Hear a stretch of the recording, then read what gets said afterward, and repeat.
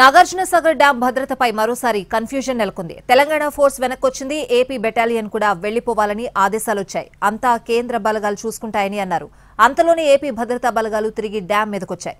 ఇదేంటని Telangana irrigation అధికారులు అవాక్కయ్యారు.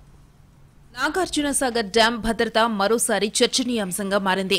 Dam నుంచి వెళ్లిపోతున్నామని ఇరు రాష్ట్రాల భద్రతా బలగాలు ప్రకటించాయి. అంతా సెంట్రల్ ఫోర్స్ చూసుకుంటుందని అన్నారు. ఆ క్రమంలోనే తెలంగాణకు చెందిన ములుగు బెటాలియన్ డ్యూటీ నుంచి నిష్క్రమించింది. ఏపీ వైపు కూడా పోలీసులు వెళ్లిపోయినట్టే పోయి తిరిగి వెనక్కి వచ్చారు. వాళ్లని వెనక్కి రావద్దని, అక్కడే ఉండాలని విశాఖపట్నం నుంచి ఆదేశాలు వెళ్లాయి. దీంతో వాళ్లు డ్యూటీ కంటిన్యూ చేస్తున్నారు.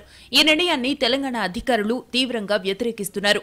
2023 నవంబర్ 29న సాగర్ డ్యాంపై ఏపీ, తెలంగాణ పోలీసుల మధ్య చోటు చేసుకున్న ఉద్రిక్తతల నేపథ్యంలో 2023 డిసెంబర్ 3న కేంద్ర పారామిలిటరీ బలగాలకు అప్పగించింది కేఆర్ఎంబీ.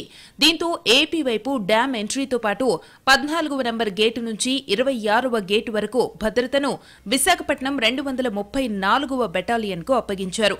తెలంగాణ వైపు డ్యాం ఎంట్రన్స్ నుంచి 13వ గేటు వరకు ములుగు 39వ బెటాలియన్ సీఆర్పీఎఫ్ బలగాలు విధులు నిర్వహిస్తున్నాయి.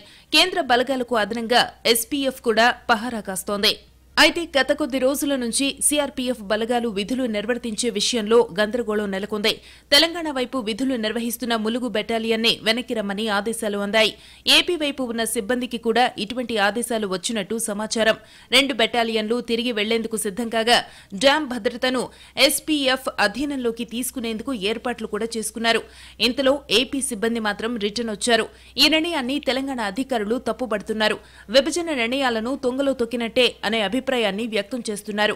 వైజాగ్ బెటాలియన్ కు భద్రతా విధులు అప్పగించే విషయంలో తీసుకున్న నిర్ణయాన్ని మరోసారి పరిశీలించాలని ఇరిగేషన్ శాఖ అధికారులు కృష్ణా రివర్ మేనేజ్మెంట్ బోర్డును కోరినట్టు సమాచారం.